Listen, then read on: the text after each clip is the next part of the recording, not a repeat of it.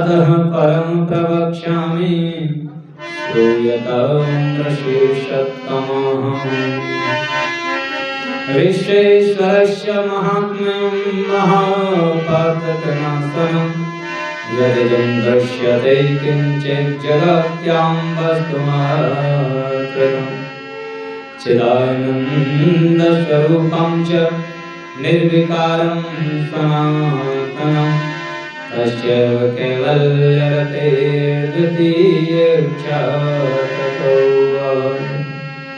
स एव सगुणो जातः शिव इत्यभिधीयते स एव हि द्विषाद्राजातः पुंस्त्रीरूपप्रभेदतः यः पुमांश्च शिवः ख्यातः स्त्रीशक्तिः साधिकत्यते। परब्रह्म परमात्मा का शिव शक्ति के रूप में प्राकट्य और पंचक्रोशात्मक काशी का अवतरण और शिव द्वारा अविमुक्त लिंग की स्थापना और काशी की महिमा तथा काशी में रुद्र के आगमन का वर्णन। सूत जी बोले, हे श्रेष्ठ ऋषियों, अब विश्वेश्वर के महापापनाशक महात्म्य का वर्णन करूंगा और आप लोग उसे सुनें। संसार में जो कुछ भी वस्तु मात्र दिखाई देता है वह चिदानंद स्वरूप निर्विकार एवं सनातन है। अपने केवल अद्वैत भाव में ही रमने वाले उस अद्वितीय परमेश्वर को दूसरा रूप वाला होने की इच्छा हुई और वही सगुण हो गया जो शिव नाम से कहा जाता है। वे ही स्त्री तथा पुरुष के भेद से दो रूपों में हो गए। उनमें से जो पुरुष था वह शिव कहा गया और जो स्त्री थी वही शक्ति कही गई। हे मुनि सत्तमो, उन दोनों अदृष्ट चित्त तथा आनंद स्वरूप शिव शक्ति द्वारा स्वभाव से प्रकृति तथा पुरुष भी निर्मित किए गए। हे द्विजो, जब इस प्रकृति एवं पुरुष ने अपनी जननी एवं जनक को नहीं देखा तब वे महान संशय में पड़ गए। उस समय निर्गुण परमात्मा से आकाशवाणी उत्पन्न हुई कि तुम दोनों तप करो और उसी से उत्तम सृष्टि होगी। प्रकृति पुरुष बोले, हे प्रभु, हे शिव, तप का कोई स्थान नहीं है, फिर हम दोनों आपकी आज्ञा से कहाँ स्थित होकर तप करें। तब निर्गुण शिव ने अंतरिक्ष में स्थित सभी सामग्रियों से समन्वित संपूर्ण तेजों का सारभूत पांच कोश परिमाण वाला एक शुभ तथा सुंदर नगर बनाया जो कि उनका अपना ही स्वरूप था। उस नगर को शिव जी ने पुरुष के समीप भेज दिया। तब वहां स्थित होकर पुरुष रूप विष्णु ने सृष्टि की कामना से उस शिव जी का ध्यान करते हुए बहुत काल पर्यंत तक तपस्या की और तपस्या के श्रम से उनके शरीर से अनेक जल धाराएं उत्पन्न हो गईं और उनसे सारा शून्य भर गया। उस समय कुछ भी नहीं दिखाई पड़ता था। इसके बाद विष्णु ने देखा, यह क्या आश्चर्य दिखाई दे रहा है। तब इस आश्चर्य को देखकर विष्णु ने अपना सिर हिला दिया और तब विष्णु के कान से उनके सामने एक मणि गिर पड़ी और वही मणिकर्णिका नाम से एक महान तीर्थ हो गया। जब वह पंचक्रोशात्मका नगरी उस जल राशि में डूबने लगी तब निर्गुण शिव ने उसे शीघ्र ही अपने त्रिशूल पर धारण कर लिया। इसके बाद विष्णु ने प्रकृति नामक अपनी स्त्री के साथ वहीं शयन किया।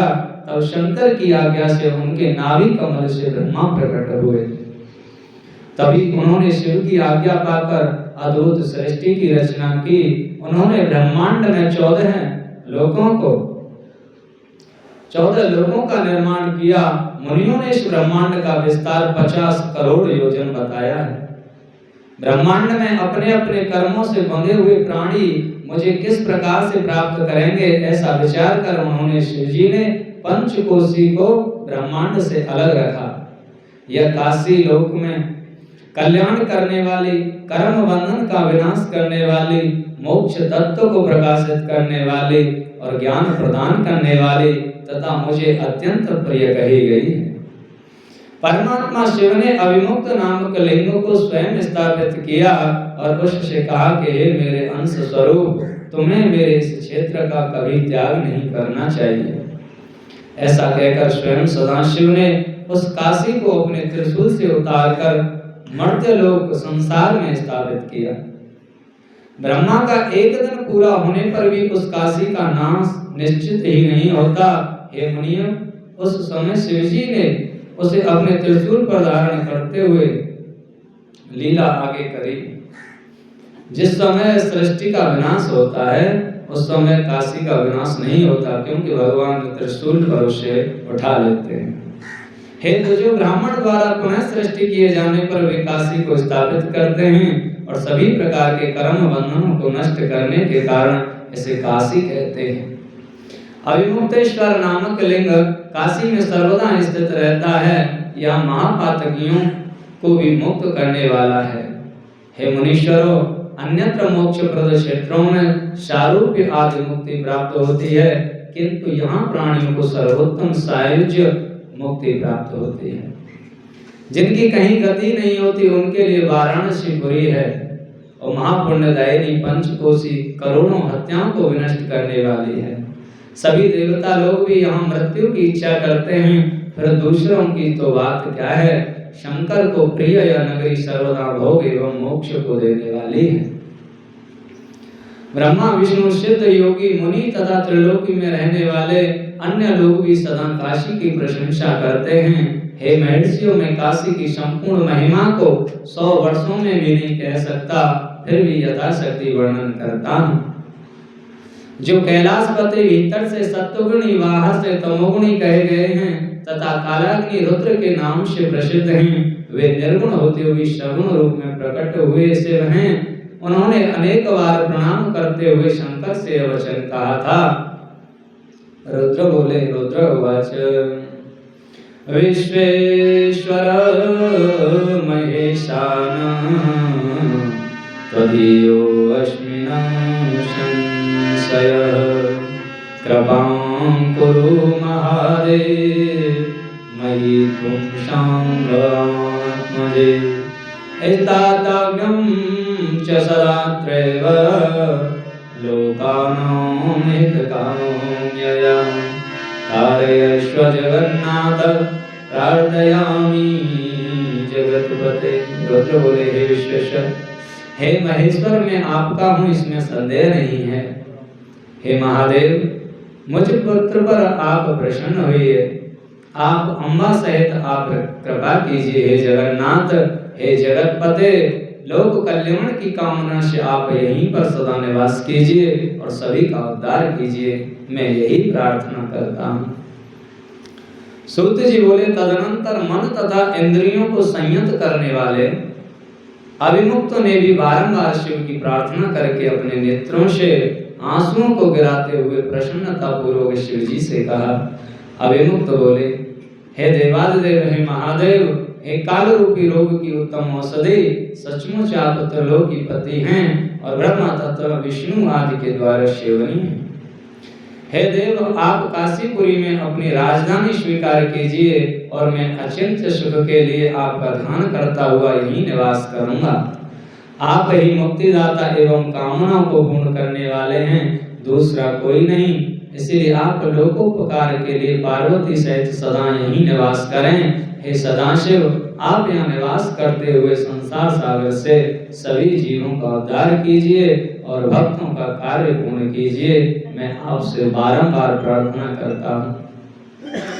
सूत जी बोले, इस प्रकार उन विश्वनाथ के द्वारा प्रार्थना किए जाने पर सबके स्वामी शंकर जी लोकोपकारार्थ वहां भी निवास करने लगे। जिस दिन से वो हर काशी में आए तभी से वह काशी सर्वश्रेष्ठ हो गई। ऋषि बोले, हे प्रभु, हे सूत जी, यदि वाराणसी महापुरी इतनी पवित्र है तो आप उसका एवं अविमुक्त ज्योतिर्लिंग का प्रभाव हम लोगों से कहिए। सूत उवाच, वक्षे संक्षेपतः सम्यग् वाराणस्य सुशोभनम् विश्वेश्वरस्य महात्म्यं श्रूयतां च पार्वती देवी शंकरं परया मुदा लोककामनाया वृक्षं महात्म्यं विमुक्तयो। सूत जी बोले, हे मुनीश्वरों, मैं संक्षेप में सम्यक रीति से वाराणसी, काशी तथा विश्वेश्वर के अति सुंदर महात्मा का वर्णन करता हूँ, आप लोग सुने। किसी समय